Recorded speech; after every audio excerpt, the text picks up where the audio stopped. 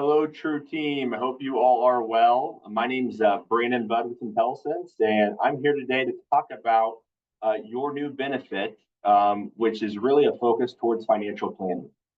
We know how important finances are for all Americans, and hopefully today you'll learn a little bit more about our IntelliSteps program and how you can utilize it and help put yourself on a better path as it relates to your finances. So we're going to hop in here, and as we get started, just really highlight some of the key aspects of this program, and then we'll wrap up with some important stats as it relates to your 401k benefit at True, and make sure that you're maximizing and understanding that. So all of you should have received a flyer in the mail with a piece that allowed you to scan and get some more details about this IntelliSteps program. I'm sharing that here on this screen. You can easily scan this with your camera over the QR code, and it will directly take you to this website. And this website is a custom website for True that is going to allow you to access your personalized plan, the foundational plan, to help, again, direct you on some important decisions within your financial life. On this web page, this landing page has a lot of key stats. First being the details that are going to be needed to fill out your IntelliSteps program: name, email, age, annual income, what your retirement plan balance is. You can utilize your balance within the principal system that you have at True, or if you're an individual that has worked at multiple employers and you have retirement accounts all over, you can combine those and add that retirement plan balance in this report as well too. And then finally, your retirement plan contribution rate. And your retirement plan contribution rate specifically is what is being deferred from your paycheck. So think about what's coming out of your paycheck, what you are deducting and contributing personally. Inside this, you will click on the fill out your IntelliSteps foundational plan, and that's going to pull up this screen right here that then asks for that information we just discussed: the name, email, age, annual income, retirement plan account balance, and then your contribution rate. You will see do not include your employer match. We have built that into the platform to calculate the employer match based off of how much you're saving. So if you're maximizing the match, or if you're under the match, it is going to calculate appropriately how much of the True employer match you would be receiving, depending on your savings rate. Additionally, if we scroll a little bit further down on this page, there's another video in here that says how to read your IntelliSteps financial plan. If you would like just to watch a quick video, this is about 5.5 minutes, almost 6 minutes long. It's going to walk you through exactly what I'm going to talk about today in this presentation, but in a video format. So I wanted to give you a heads up on that as well too. And then finally, at the bottom of this, you're going to see additional resources. So it's got everything from getting you to our resources page, which our resources page allows for, let me get in here, you to get access, especially to our video archive of our monthly Intellicast. You'll see that we host monthly webinars on different financial topics. There's a schedule for what the 2025 webinars look like. We've got a video archive of past webinars we've done. And then additionally, you can register for any upcoming webinars, depending on what is important to you. And then down throughout this website, we have other great short videos on financial planning topics, investing basics. And then we've got a lot of nice resources about a budgeting spreadsheet, a debt snowball spreadsheet, precautions to taking a 401k loan, getting organized with a net worth statement, as well as an asset protection checklist. So a lot of good detail, a lot of information out there. Please take some time to go out there. I really do think you will find some value out of that. So with that, we're going to hop back over into the presentation, and we're going to walk through what this IntelliSteps report looks like. So this report is just a few short pages. Again, we wanted to make this easy, digestible, but really give you some details about your personal financial situation. So once you've imported all of those data points that are requested, you will get emailed a report that's customized to you. And what you'll find on the first page is it's going to take your annual income and it's going to break it down into a monthly income. And then it's going to take that monthly income and break it into a budget and understanding how you spend that budget. Most Americans, it's a lot easier for us to understand and walk through our spending on a monthly basis. We've got a better feel on what our credit card bills are, our mortgage statements, etc. And as you can see here, we have a little bit of a rule. It's a 55, 15, 30, where 50% in essential expenses, 5 short-term savings, 15 for saving for retirement, and then 30 in lifestyle spending. So as you think about that budget, and not every budget is going to line up exactly with these numbers, but these are very good ballpark numbers to work off of. The most important thing, and the thing where most people struggle, no surprise, is that lifestyle spending. If you run through this and you find out that your lifestyle spending is in the 50, 60% range, that might be where you need to start looking at, all right, I got to figure out where maybe I can cut back and focus a little bit more on those retirement savings and those short-term savings. You'll see the different buckets, how they're allocated, right? Our essential expenses being more those important needs, where that lifestyle spending falls under the wants category. On the second page of the report, it's going to start diving into some of the principles behind just basic financial planning. First, looking at debt load. So it's going to actually take your monthly income and give you a projected maximum debt load to consider. You're going to see 36% here. And when you think about debt load, this is really, really important. Many of us get bogged down by debt, whether it's our, again, mortgage payments, car payments, student loans, credit card bills, etc.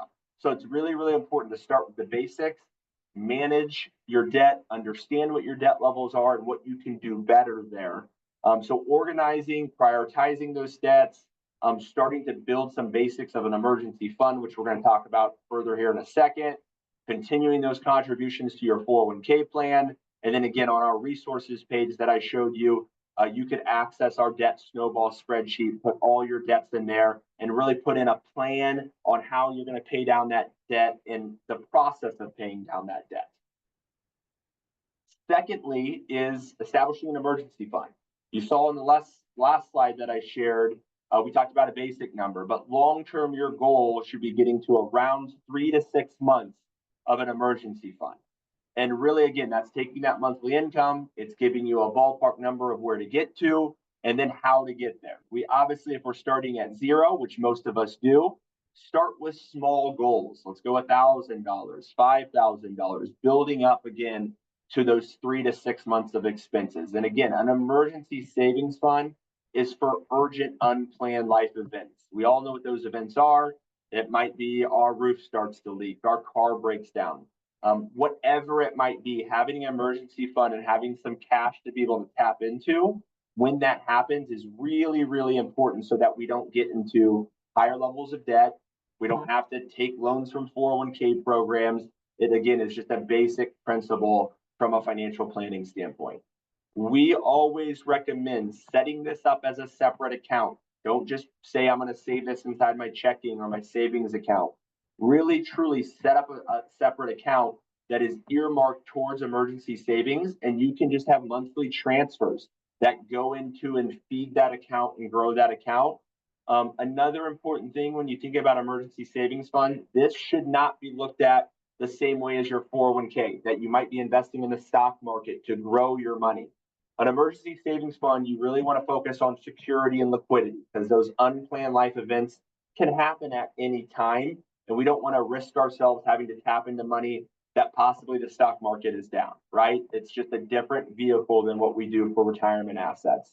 So you'll see here a high interest savings account. Right now, there's a lot of great options out there because we do have elevated interest rates right now. So reach out to your current bank provider, but also do your own research, searching online. There's a lot of really good online banks that could be a good option that might be paying you somewhere in the 4 to 5% rate range as it relates to an interest-bearing account that you can start putting cash into and building. The third piece on that second page is protecting against an unexpected death. Many of us have some type of small insurance coverage from your employer, possibly here at True, but most people do not have adequate insurance. And when you think about insurance, we really think it's important to have adequate insurance. You don't want to be underinsured, but you also don't want to be overinsured. But if you're adequately insured, you can sleep well at night and ultimately feel good that you're doing the right things to protect your family.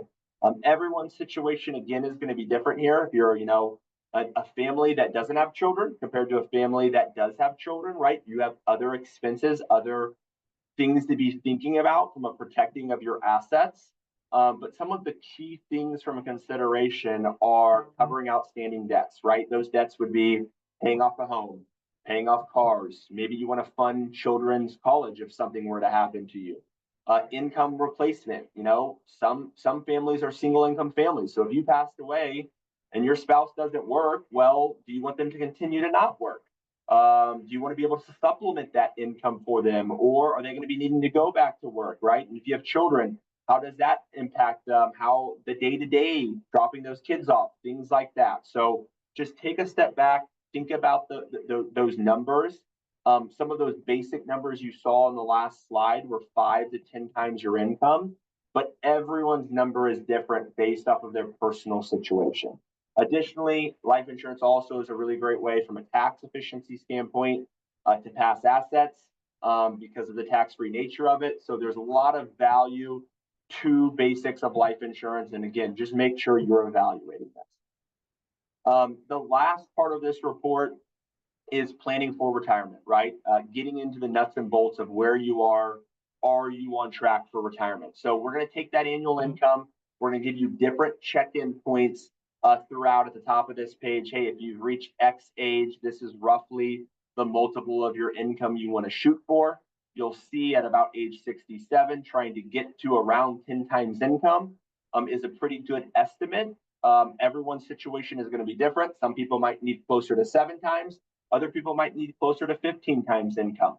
A lot of that's going to be driven off what you want to do in retirement, what your retirement's going to look like.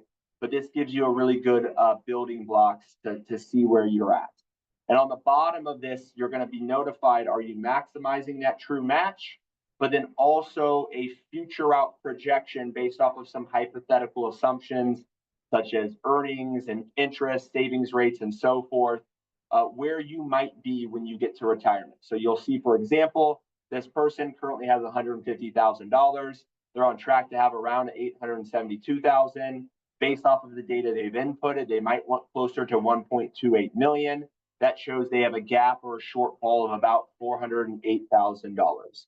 Don't be discouraged. Don't be taken back if you see a negative. Many Americans are behind as it relates to saving for retirement. So that's exactly what this tool is for, is to help show you and then help, again, push you onto a better path, increase those savings rates, adjust your allocations appropriately to make sure that you're maximizing. Finally, this report that we just reviewed is at no cost to you. But if you wanted to have a more comprehensive, deep dive, true financial plan, you do have access to that voluntary benefit at a discounted rate here at Intellicents. That fee is $500 for employees of our retirement plan clients. Traditionally, a full financial comprehensive plan ranges in the realm of $1,200 to $2,500, just depending on complexities. So it is a very good discount. It goes into really, again, deep level dive of your estate planning, tax planning, risk management, investments, all of those comprehensive things for your personal situation, as well as any others that are involved, such as your spouse. You can always reach out to our team if you have additional questions about what this service looks like from a free consultation standpoint and if it is right for you. All right, we've talked about the Intellicents program, but now what I want to do is just really hit on the basics of your retirement plan and just important things to know in general. One of the things you hear us always talk about is pre-tax versus Roth. This is your decision of how you're personally going to save inside the 401k plan. And what I mean by that is that you can choose to be pre-tax savings, which is we're not going to pay taxes today. We're going to defer those taxes until retirement. And when we take distributions, we pay taxes then. Or Roth, which is where we choose to pay taxes today, each pay period. And then that's going to allow us not to have to pay taxes in the future on those Roth deferrals that we had. What you will notice here is a $1,000 paycheck. And in this situation, we show if we do a pre-tax, we're not paying taxes, so our take-home pay is $712. Roth, again, as a reminder, we're choosing to pay taxes. So with that, our take-home pay is a little bit less. It's $700. But what's really important to think about is how does this play forward 10, 20, 30, 40 years? So this next example and bar chart really highlights that. The gold bar contributions would be your personal savings. The bluish purple bar is the investment earnings. And then the top number is what your total account balance is. This is using the assumptions of someone saving $40 a week from age 25 to 65 with a 7% return. So you'll see $40 a week for that 40-year time period, $83,200 in contributions. With that 7% annualized return, it adds up to about $375,000 in earnings for a total account balance of $458,000.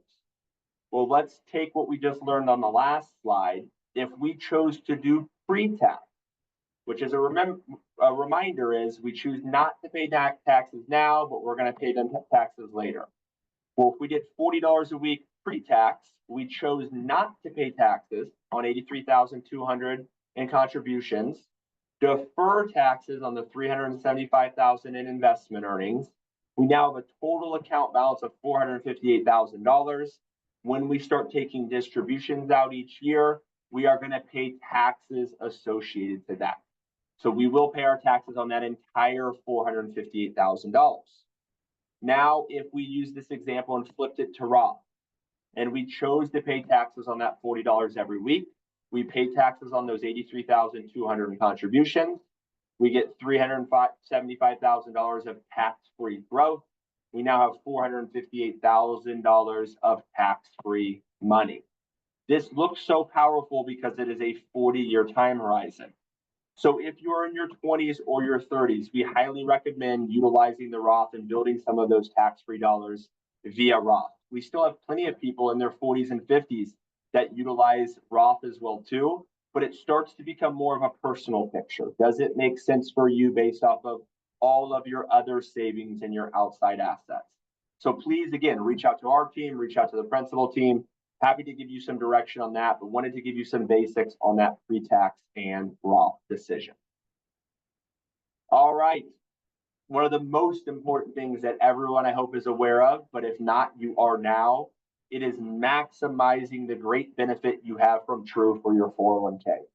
You will see here that if you save 5% or more from your paycheck, you can maximize the 4% company match. Which is a fantastic match, right? Think about that. That's basically an 80% return on your money, 5 for 4. If you can't save 5%, let's say you're saving 3%. Well, if you're saving 3%, you still receive 3% from the company. Still very, very good. But long-term, everyone's goal should first be to get to that 5%. And then as we talked about in the Intellicents report, a long-term goal of getting to double digits, somewhere in that 10 to 15% savings rate on your own, which will then again continue to allow you to maximize that 4% from True.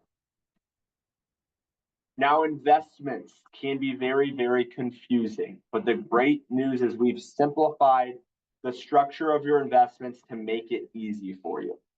Think about your investments as 3 options, and that first option is the target date fund, which is what's called your QDIA, or your qualified default investment alternative. It is an age-based, professionally managed portfolio that you can see out to the right. We've got your date of birth that lines up with what portfolio you would fall in.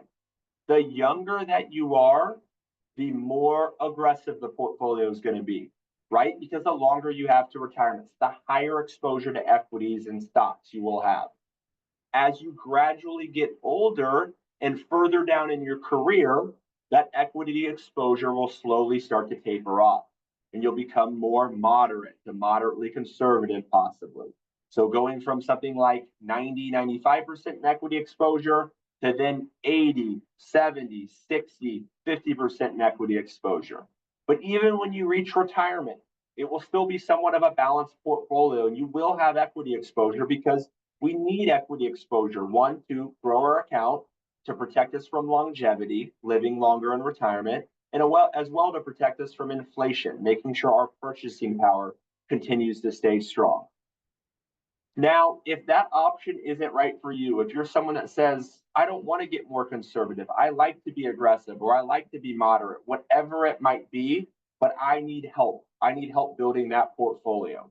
Option two is a great option for you. We have risk-based strategies that act very similar to the target date fund. They're professionally managed and diversified, but the main difference in these risk-based strategies is that the equity exposure will stay static.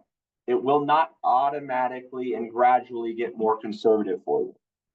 So if you choose that aggressive portfolio, you are going to have 95% exposure to stocks and equities until you select a different portfolio. So we always say in portfolios like this, just check back every 3 to 5 years as your situation grows, as your position changes, to make sure that you continue to stay in the most appropriate portfolio. I would say 90% of Americans and 90% of investors, especially inside the 401k, fall inside of option one or option two for investing. Option three, though, is for another option. If you are someone that loves this stuff, you track the stock market, you follow it regularly, you work with a personal financial advisor, whatever it might be, you've got a wide array of investment options that are available to you here that give you exposure to different asset classes, bonds, equities, large cap companies, mid cap, small cap, international, you name it. You can take these funds, you can build out a portfolio that is specific and customized to yourself.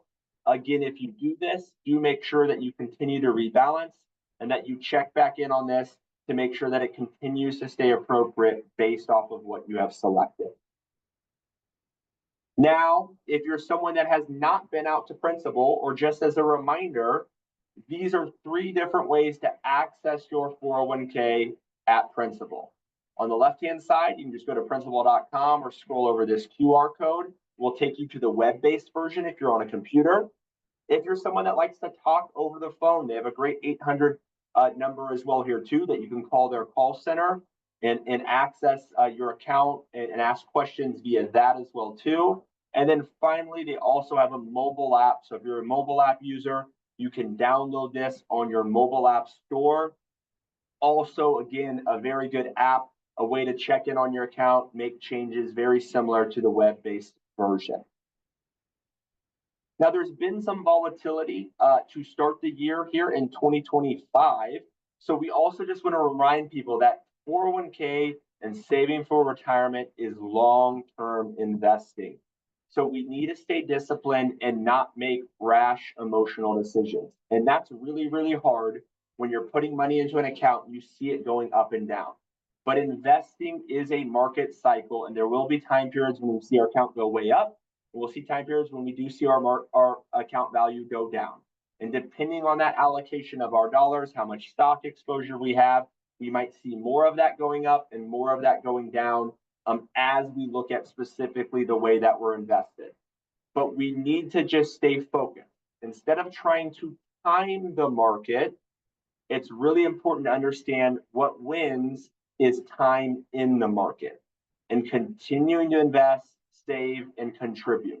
So if you do have questions, please do reach out to the Intellicents team, to the Principal team. One of my favorite things on this slide that you'll see right here towards the bottom, if you followed the herd, which was buying when most others were buying, the average annual return rate was about 5% on 3-year periods from 1993 to 2024. If you went against the herd, which meant buying when others were selling, which traditionally was when the market was going down, you'll see the actual average annual return was 13.2%. And then if you look at the S&P 500 over that same time period, it's an annualized 10.6%. And what happens too often, and what is so damaging to so many Americans, is that we like to buy and be in the market when the market's going up.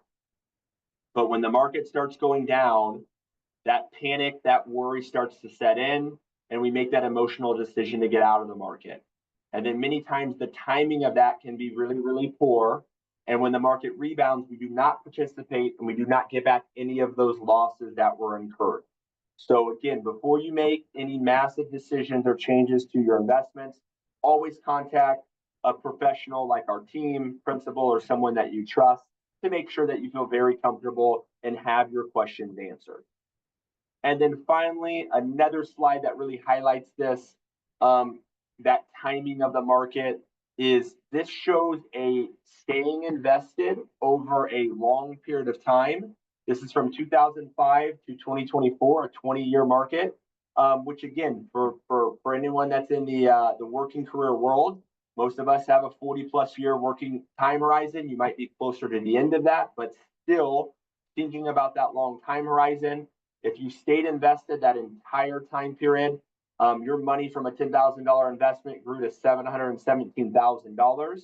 But if you missed the 5 best days in that 20-year time horizon, your account balance dropped to $452,000, almost half, a significant drop.